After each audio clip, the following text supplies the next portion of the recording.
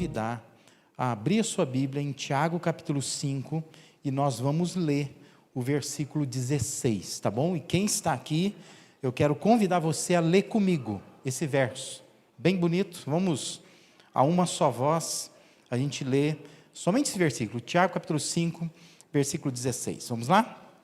Portanto, confessem os seus pecados uns aos outros e orem uns pelos outros para serem curados. A oração de um justo é poderosa e eficaz. Amém?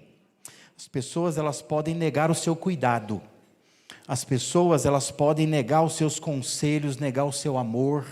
As pessoas podem negar suas orientações e sugestões, mas as pessoas não podem negar a sua intercessão. Já pensou nisso? As pessoas podem fugir da sua presença. As pessoas podem até fugir da sua confrontação. Pode fugir dos seus contatos, até das suas redes sociais, porque tem gente que apaga a gente lá, né? Bloqueou você, colocou você em silêncio. A pessoa pode te bloquear no WhatsApp, né? Pode tirar o seu contato dos contatos dessa pessoa. Mas as pessoas não podem fugir da sua intercessão. Elas não têm controle sobre as suas orações. Você faz por elas sem que elas precisem te autorizar para isso. Não é isso? Então eu queria muito te incentivar nesta noite a pensar um pouco sobre isso. Eu tenho dito que Deus, Ele quer trabalhar a nossa consciência comunitária, né, ou consciência coletiva, através dessa série de mensagens. Nós precisamos ter essa consciência, né, de que o outro carece de nós, e tem coisas que nós carecemos do outro. Por isso, nós estamos olhando para esses textos bíblicos, essas passagens que falam de uns aos outros, né, que sempre tem algum tipo de princípio de mutualidade. Existe uma responsabilidade que pesa sobre nós, envolvendo confissão, oração e intercessão, que é o versículo que nós lemos hoje aqui. Eu sei que você sabe que nós podemos e nós devemos confessar os nossos pecados a Deus. Eu sei que você sabe que nós precisamos orar a Deus. Mas o texto que nós lemos aqui, Tiago 5,16, está nos orientando a confessar os nossos pecados uns aos outros e orar uns pelos outros. Deus quer abrir os nossos olhos com relação a essas coisas, porque Ele sabe que nós estamos cada vez mais nos intocando dentro de nós mesmos, né? E cada vez menos estamos dispostos a uma vida comunitária. A gente vai se tornando, nem sei se existe a palavra, ensimesmados, né? Mas a gente vai ficando pensando sempre em nós, né? E nós estamos deixando de pensar nos outros e pensar numa vida em comunidade. A gente se sente melhor vivendo sozinho. E eu sei, você sabe, que nós temos dores e decepções suficientes, não só para contar, mas também para provar que não vale a pena conviver, não vale a pena confiar, não vale a pena compartilhar a vida com outras pessoas. Mas olha aqui para mim e presta atenção numa coisa. O que nós vamos fazer com esses textos bíblicos que pedem que nós vivamos em comunidade? O que nós vamos fazer com o que Deus nos orienta a fazer? Será que Deus não sabe o que diz? Será que Deus ele programou uma coisa lá atrás e Ele não conseguiu prever que isso não ia dar certo? Será que é isso, né? Será que Deus cochilou lá atrás e falou, nossa, montei um projeto que não vai dar certo, porque o povo não quer mais viver em comunidade? O que nós vamos fazer com aquilo que Deus diz para nós? Será que Ele não sabe o que é melhor para nós? Será que Deus ele não tem cura? Ele não tem melhores soluções? A gente não gosta de dizer nas nossas orações, citando textos bíblicos, que os pensamentos de Deus, que as intenções de Deus são maiores e melhores que os nossos? Então nós precisamos parar um pouco nessa noite e pensar sobre isso. Por isso, eu queria te convidar a uma coisa: desarme-se. Sabe aquela coisa assim de arma ao chão? Tira as armas, né? Bota no chão, se desarma. Porque eu sei que todos nós que estamos aqui, quem está em casa também, tem uma boa história para contar do porquê que não é bom se envolver muito com a igreja. Nós temos histórias, né? Alguém já pisou em você, alguém já decepcionou você, alguém já demonstrou que você não deve confiar em pessoas, não é? Todos nós temos as nossas dores e precisamos ser curados destas dores, mas a gente precisa colocar as armas no chão e dar atenção ao que Deus quer nos dizer esta noite. Então presta atenção nisso. Não fica assim pensando, mas isso aí, né? Igreja é um negócio que preciso dela, né? Mas eu não estou tão apaixonado por ela assim, né? Aquele velho versinho sempre cabe, né? Viver com os irmãos, lá no céu, será grande glória. Mas conviver com os crentes aqui na terra, aí já é outra história, né? E a gente sempre pensa assim, né? Que a gente pensa, os remidos, povo remido, comprado, grande multidão, lá no céu, na presença de Jesus, diante do trono do Cordeiro. Mas quando você pensa assim, sentir o cheiro do irmão do lado, assim, aí já é outra história, né? A gente gosta de pensar nos crentes glorificados, né? Mas nos crentes de carne e osso aqui, a gente não gosta muito de pensar, porque, como eu disse, todos nós temos uma boa história para contar, do que nós já passamos com essa crentaiada toda, que eu também sou, você também é, e tem gente que também já se chateou comigo, já se chateou com você também, não é? Porque nós somos humanos, nós convivemos com pessoas humanas. O que eu quero que você pense comigo nessa noite é aqui nos chama a atenção esta orientação que Tiago dá. Então, em primeiro lugar, esse texto nos chama a atenção para a contrição. O verso começa dizendo, portanto, confessem os seus pecados uns aos outros. Observa comigo o contexto, isso é, o que o texto vinha dizendo, porque o texto começa dizendo assim, portanto, se é portanto, ele está vindo de algum lugar, ele tem conexão com alguma coisa. Então, olha lá, antes, versículos 13 a 15, está dizendo assim, entre vocês há alguém que está sofrendo, que ele ore, alguém que se sente feliz, que ele cante louvores, entre vocês há alguém que está doente, que ele mande chamar os presbíteros da igreja, para que estes orem sobre ele e o unjam com óleo em nome do Senhor. E a oração feita com fé curará o doente, o Senhor o levantará. Olha lá, diz assim, e se houver cometido pecados, ele será perdoado. Aí versículo 16 diz assim, portanto, confessem. Entendeu a conexão do texto? A ligação que tem? Tiago está falando de algo muito prático na vida da igreja, né? Tiago está dizendo, se tem pessoas que estão sofrendo, as pessoas precisam buscar Deus em oração, elas têm que orar. Se há pessoas que estão felizes, elas precisam celebrar, elas precisam cantar louvores, elas estão sendo abençoadas por Deus, então elas têm que agradecer a Deus por essas bênçãos que Deus dá. E Tiago diz assim, mas se há pessoas que estão doentes, e aqui eu não vou gastar tempo discutindo se a doença é física ou espiritual, mas eu só quero que você pense assim, que tem pessoas que estão frágeis, ou por uma doença física, ou por uma doença espiritual. Ele está dizendo assim, essas pessoas precisam pedir ajuda, e ajuda, ele diz, para a liderança da igreja. Peça a liderança da igreja que vá orar por essas pessoas. Aí está dizendo que os líderes vão orar, diz o texto que a oração feita com fé curará o doente, mais que isso, diz que o Senhor vai levantar a pessoa que está frágil, e ainda mais diz que se houver cometido pecados, pessoas assim serão perdoadas. Aí o texto prossegue dizendo, portanto, ou já que é assim, confessem suas culpas uns aos outros para serem curados. O texto está chamando a atenção para contrição. Está dizendo, pastor, me explica, o que é contrição, né? Porque contrição é parecida com outras palavras, que dá a impressão que eu estou com uma coisa ruim, né? Eu estou assim, passando mal. Mas contrição é o sentimento de dor pelos pecados cometidos. É a pessoa contrita, é a capacidade de se esvaziar. É a capacidade que a pessoa precisa ter de reconhecer que ela precisa de ajuda.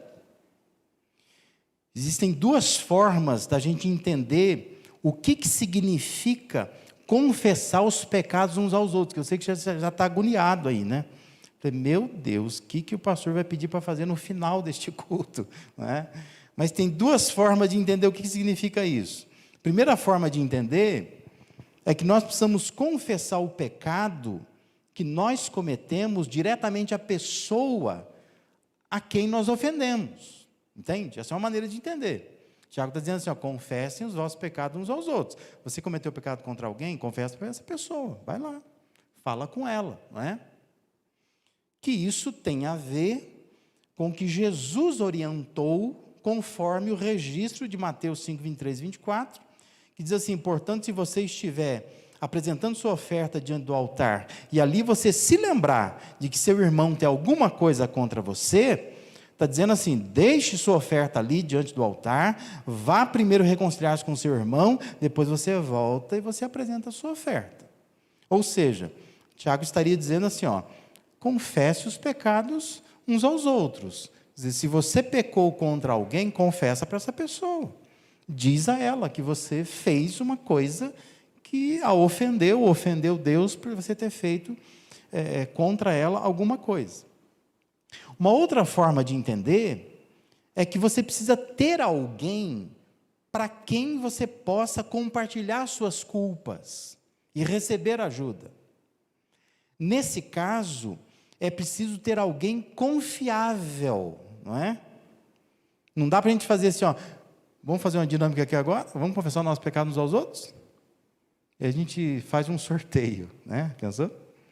Faz um sorteio. Bota o nome de todo mundo no papelzinho, aí cada um pega o nome do outro, com quem você sair, você sai, vai lá e confessa teu pecado para ele lá. Já imaginou? Né? E o irmão falou, o que essa pessoa está falando para mim? Não é isso. A ideia é, você precisa ter alguém confiável, alguém maduro, alguém que seja fiel a Deus, e essa pessoa você pode dividir a carga com ela, né? A ideia é que você entenda que muitas vezes é preciso uma prática que é terapêutica, que você fala com alguém, e esse alguém pode ser uma percepção visível do Deus invisível. Porque uma coisa é você se ajoelhar, fechar os olhos, orar e falar com Deus. Outra coisa é você falar para alguém, e você dizer para alguém, eu quero que você me cobre sobre isto. Eu quero que você converse de vez em quando comigo, que você ore por mim, que você ore comigo, que você pergunte para mim, você continua cometendo aquele pecado? Então você está confessando o pecado a uma pessoa confiável, dizendo, eu estou precisando de ajuda de alguém. Não é que Deus não é capaz de me ajudar, mas Deus é invisível. E o próprio Deus orienta a confessar os nossos pecados uns aos outros. Então eu preciso ter alguém de confiança, que eu possa chegar para essa pessoa e confiar a ela algo que eu estou querendo vencer. E eu preciso de alguém invisível, que eu olhe nos olhos, que eu tenha vergonha. Se eu for fazer de novo, eu tenho que falar isso para a pessoa, não é?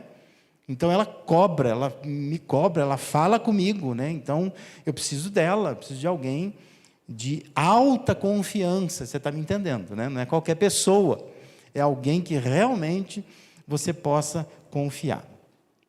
De qualquer modo, o texto ele nos convida a uma experiência de esvaziamento, de confissão de pecados, de quebrantamento, de expressão, de contrição.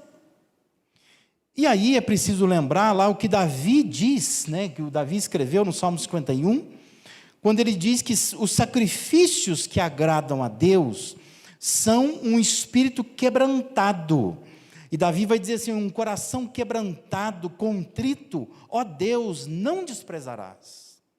Deus está esperando que nós tenhamos contrição, que nós expressemos diante dele esse coração quebrado, quebrantado, que a gente seja capaz de se esvaziar e reconhecer que nós somos pecadores e que nós cometemos pecados. Nós precisamos da ajuda de alguém, muitas vezes, para repartir essa carga e dizer à pessoa: eu quero que você me ajude, que eu preciso vencer esse pecado. Então, em primeiro lugar, esse texto nos chama a atenção a isso, nos convida para a contrição. E hoje nós estamos em dia de celebração de ceia, né? Um bom momento para se pensar nisso. Nós precisamos buscar, com a ajuda de Deus e a ajuda de pessoas, um espírito quebrantado, um coração contrito, um coração que esteja disposto a vencer e a confessar as suas culpas. Em segundo lugar, aqui nos chama a atenção essa orientação de Tiago. Nos chama a atenção para a cura. Olha, o verso diz ainda que, além de confessar os pecados uns aos outros, é preciso que oremos uns pelos outros para sermos curados. Orar pelo outro pode dizer muito sobre nós mesmos. O que vai no nosso coração se revela quando nós pensamos que nós precisamos orar por alguém. Da mesma forma, permitir que alguém ore por nós também revela muito sobre nós. Porque você permitir que alguém ore por você, revela o que está dentro de você. Revela se há humildade, se tem um espírito fraterno, revela se a gente tem abertura na alma para que outros possam também se aproximar de nós, interceder por nós, orar por nós. Por isso, o princípio de orar uns pelos outros se reveste de importância. É importante o que Tiago está dizendo, nós precisamos orar uns pelos outros. Eu diria que nesse versículo, ou nessa parte do versículo, existe algo simples e existe algo complicado de ser entendido. O que é simples de compreender é que sempre haverá pessoas com quem e por quem nós devemos orar, ou podemos orar. Assim como sempre haverá pessoas que possam orar por nós e orar conosco. Isso é simples de entender, não é? Agora, o que é um pouco mais complexo, um pouco mais complicado de entender, é orar por quem o nosso coração não tem afeição. Ainda que essa indisposição seja momentânea, mas é difícil orar por alguém que você está com raiva dela, né? Isso é mais complicado de entender, porque o texto está dizendo assim: nós precisamos orar uns pelos outros para sermos curados. E é complicado entender por que eu vou ser curado. Se eu tiver que orar por alguém que eu não estou assim muito afim nem de olhar para a cara dela, quanto mais orar por ela, não é? E aqui não é orar assim: ó Deus, desça fogo do céu, consome. Não é? Porque tem gente que fala assim: eu oro sim. Mas a sua oração é uma oração, sabe aquela oração para rachar no meio, né? Deus não deixa sobrar nada. Não é esse tipo de oração que está dizendo. Está dizendo para orar pela pessoa. Isso é complexo de entender, não é? Mas eu quero te lembrar que Jesus ensinou que nós devemos orar pelos que nos perseguem. Tem alguém te perseguindo? Né? Como é que está a tua lista aí, né? Tem época que a gente tem uma lista grande de gente que persegue, tem época que a lista diminui, né? Agora todo mundo é amiguinho, né? Mas tem época que a lista está grande, tem gente me perseguindo. Às vezes tem uma pessoa te perseguindo. É lá no trabalho, no condomínio, né? Na escola, na vizinhança. Na igreja, às vezes tem também, né? Mas Jesus ensinou que nós devemos orar pelos que nos perseguem. Lembra também que Paulo escreveu aos Romanos o seguinte, lá em Romanos 12, 14, ele diz assim: abençoem aqueles que os perseguem, abençoem, e não os amaldiçoem, entendeu? É para você abençoar a pessoa, é uma oração boa, positiva, pedir coisas boas em favor daquela pessoa. Então, orar pelos outros pode destravar algo dentro de nós, e pode destravar algo também fora de nós. Por isso que eu estou dizendo, isso é um pouco complexo de entender. Mas o que Tiago está dizendo é isso, que nós precisamos orar uns pelos outros para sermos curados. Nós vamos alcançar cura quando nós oramos uns pelos outros. Observe comigo essa história de Jó, né? Jó é texto muito conhecido, né? Mas Jó sofreu sem saber por quê. Lembra lá do livro de Jó? O livro nos conta, nós sabemos mais do que Jó sabia na época.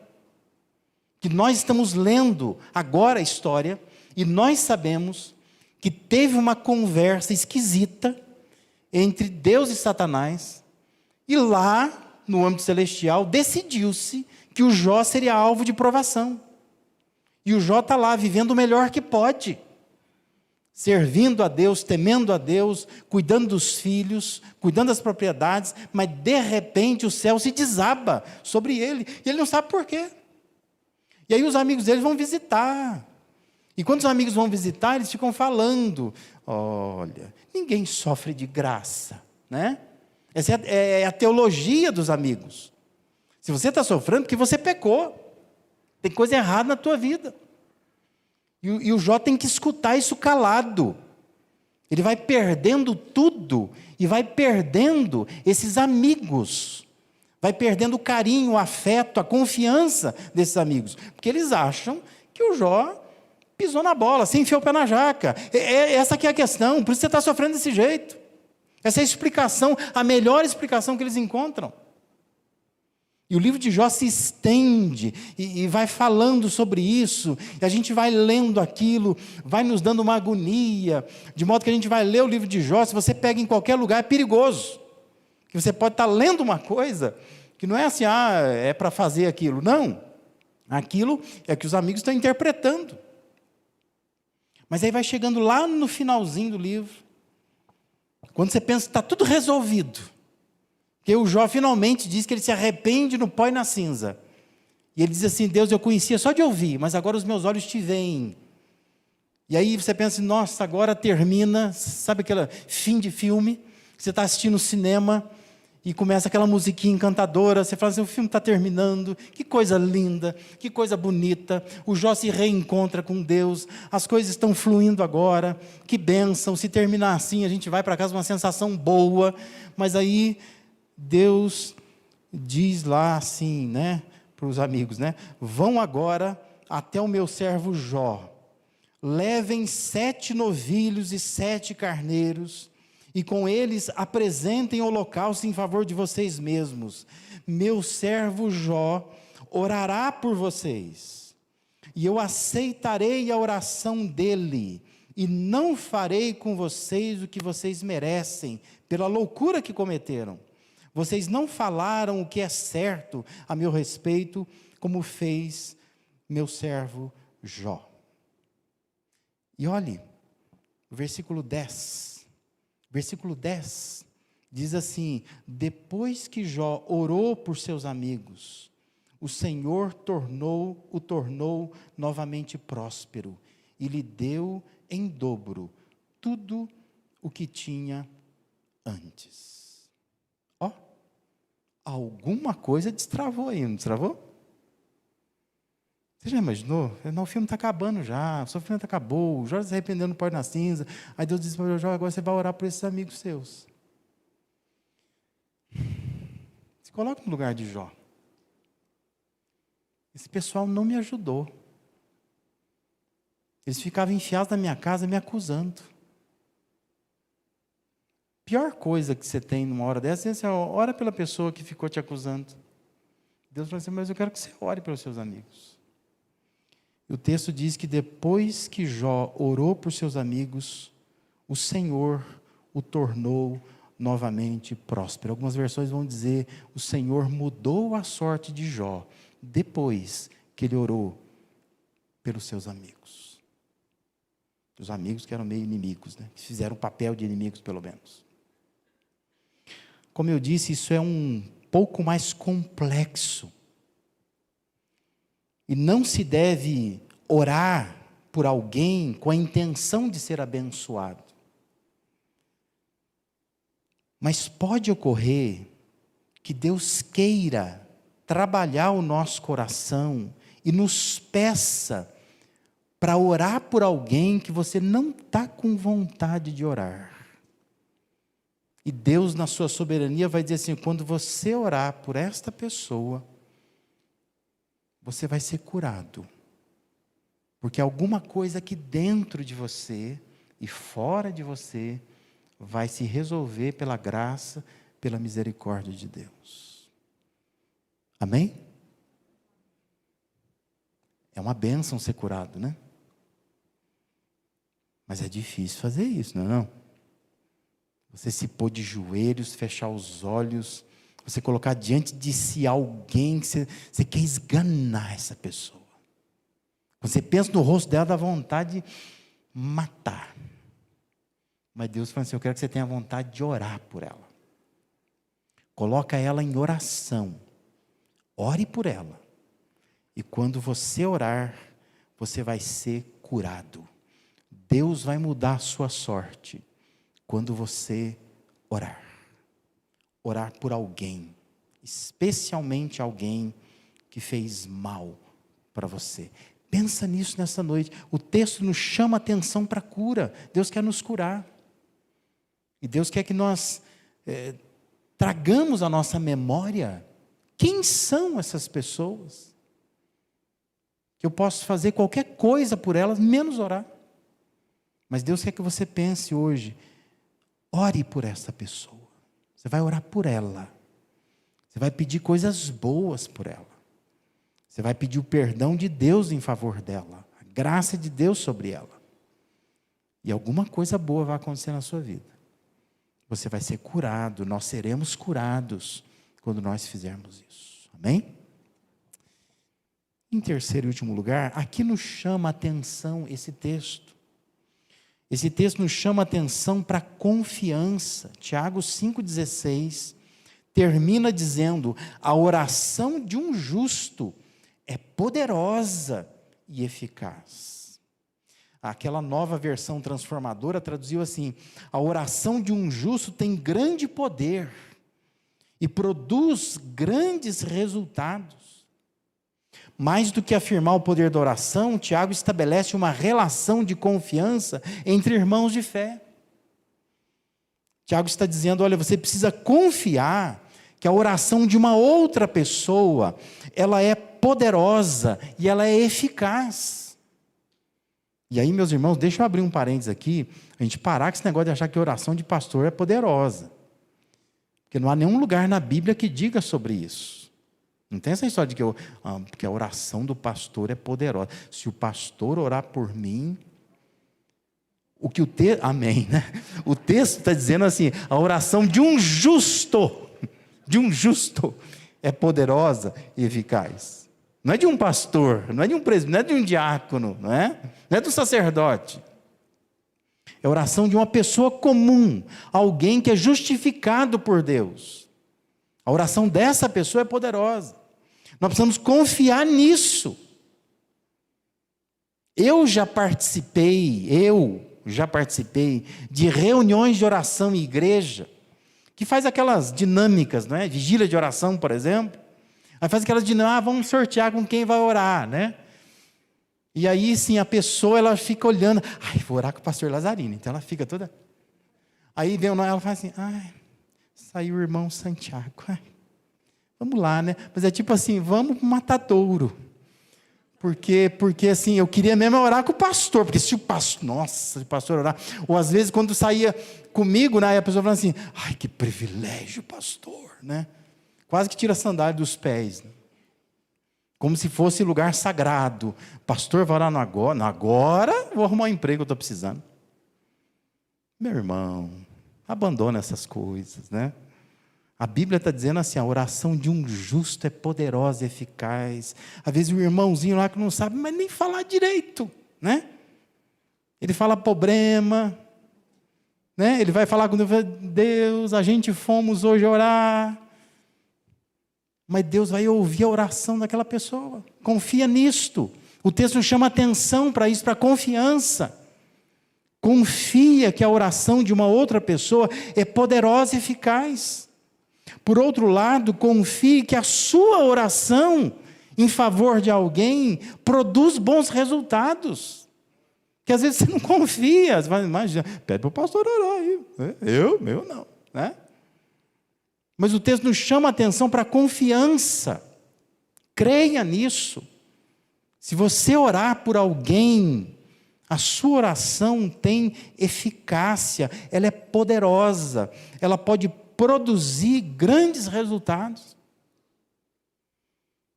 É um clamor à confiança, confia nisso. Quando a gente percorre as páginas da Bíblia, a gente se depara com várias histórias, né? Mas uma delas que eu gosto demais, né? Como que Deus vai aproximando pessoas.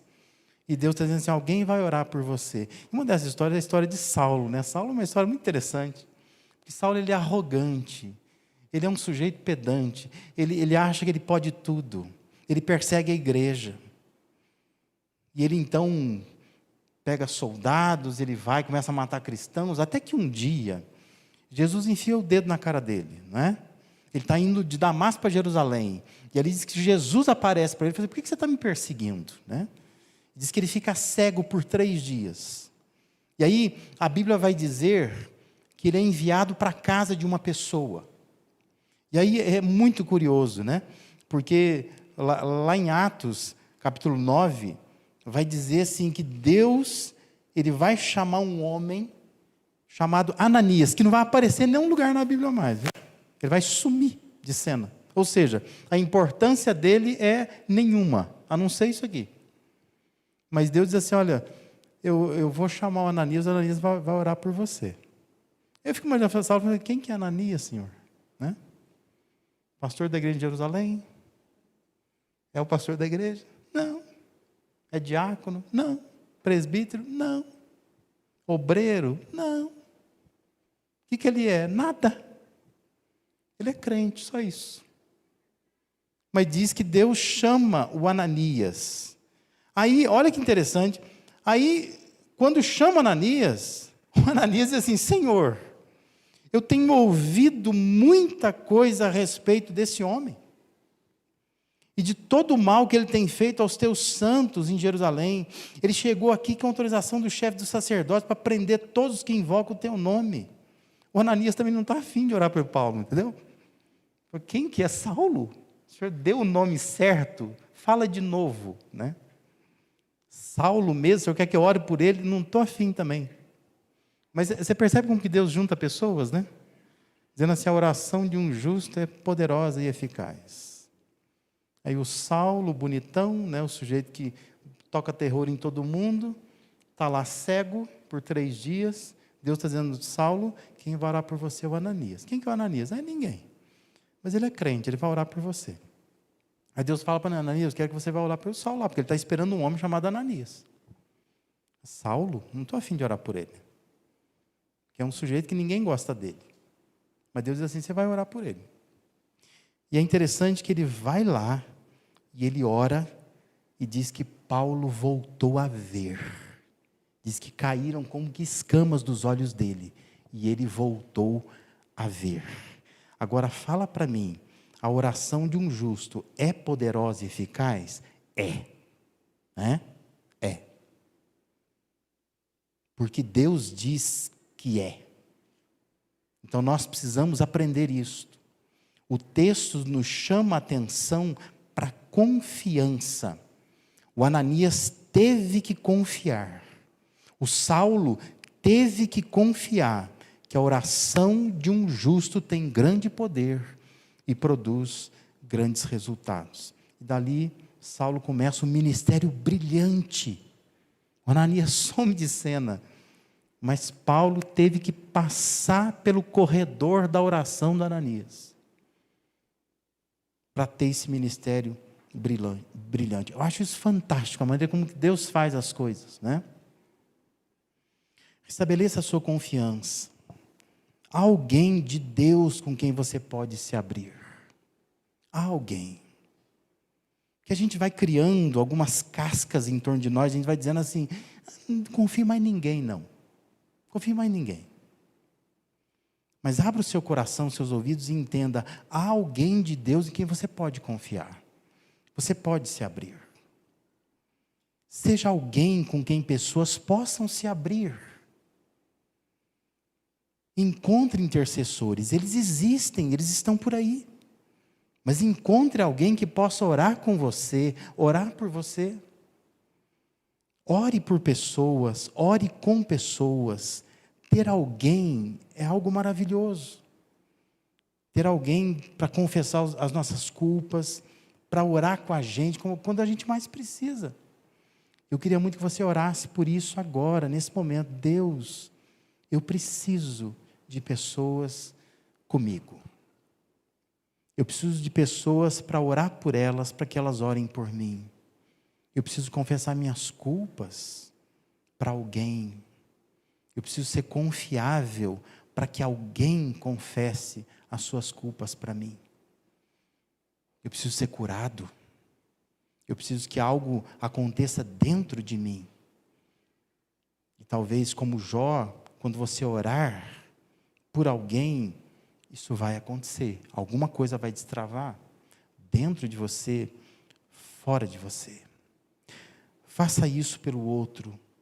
Permita que outro faça isso por você. Nós estamos sendo chamados nessa noite de ceia aqui, a contrição, a cura, a confiança. Eu queria desafiar você, nesse momento, a fazer duas coisinhas só. Uma coisa. Eu queria assim que você se colocasse diante de Deus, nós vamos participar da ceia daqui a pouco. Você se colocasse diante de Deus e examinasse seu coração e dissesse para Deus, Deus, por quem que eu devo orar? Quem é a pessoa que talvez assim, mas eu estou com ódio, mas eu estou querendo vê-la morta, mas eu preciso orar por ela. E eu queria que o Senhor me trouxesse à memória essa pessoa. E eu queria que você olhasse para quem está do lado de você agora, aqui, ou quem está em casa, né? Às vezes é o marido, é a mulher, né? A filha, o filho. Eu queria que você orasse por esta pessoa. Que você e Deus dissesse, com Deus dissesse, Deus abençoe essa pessoa que está aqui. Se você não sabe o nome dela, pergunta, como você chama? Né? Mas ore aí silenciosamente, coloque diante de Deus essa pessoa, ore por ela. Eu tenho certeza que fazendo assim, orando uns pelos outros, nós seremos curados. Amém?